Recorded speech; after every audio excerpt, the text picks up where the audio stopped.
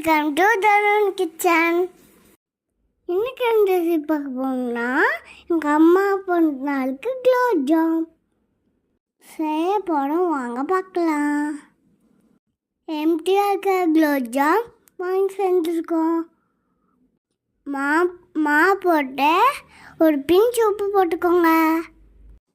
காய்ச்சி ஆற வச்ச பால் கொஞ்சம் கொஞ்சமாக ஊற்றி வச்சுக்கோங்க. ஊற்றி பிணைஞ்சிக்கோங்க. ஒரு ஸ்பூன் நெய் விட்டு பிணைஞ்சிக்கோங்க. பாருங்க, இந்த பருள் வரணும். நல்லா பிணைஞ்சதுக்கப்புறம் குட்டி குட்டி உண்டையாக பிடிச்சிக்கலாம்.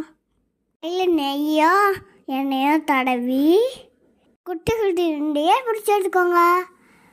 அப்போதான் ஒன்றிங்களா உடையாமல் விடும். அதே மாதிரியே உண்டையை பிடிச்சிக்கலாம்.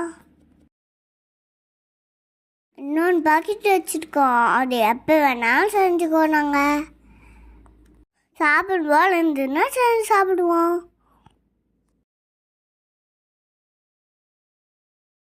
எல்லா உண்டிகளையும் பிடிச்சி எடுத்தாச்சு. வடச்சட்டியில் எண்ணெய் ஊற்றி ஒன்று ஒன்றா போட்டு எடுத்துக்கலாம். சட்டியில் ஒன்று ஒன்றா எடுத்து போட்டுக்கோங்க. ஸ்லோ ஃப்ளேமில் வைங்க. வேக வச்சு எடுங்க. அவ்வளோதான் இருந்துச்சு. அதே மாதிரி எல்லா உண்டையும் போட்டுக்கோங்க. இது எல்லாத்தையும் உண்டைங்களாம் ஆட வச்சு எடுத்துக்கோங்க. சூடாக இருக்கும்போது சக்கரை பாவு போட்டிங்கன்னா மொத்தமும் கரைஞ்சி போயிடும். சக்கரை பாவு சேர்த்து 1.5 டம்ளர் சக்கரை 2 டம்ளர் தண்ணி ஊற்றிக்கோங்க. சர்க்கரையை மட்டும் நல்லா கடைய வைங்க. தேவையெல்லாம் இல்லை, சக்கரை மட்டும் கடையணும். நீங்களும் வந்து வீட்டில் செஞ்சு பார்த்து மறக்காமல் கமெண்ட் பண்ணுங்க.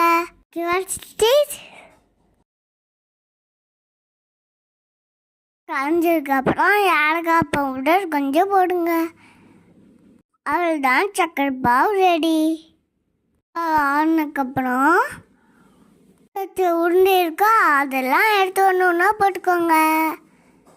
அவ்வளோதான், டேஸ்டியான குலோப் ஜாமுன் ரெடி.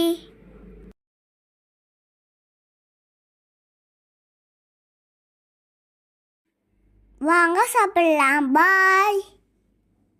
லைக் பண்ணுங்க, கமெண்ட் பண்ணுங்க, மறக்காம சப்ஸ்கிரைப் பண்ணுங்க. பாய் சுட்டீஸ். தேங்க்ஸ் ஃபார் வாட்சிங். பாய்.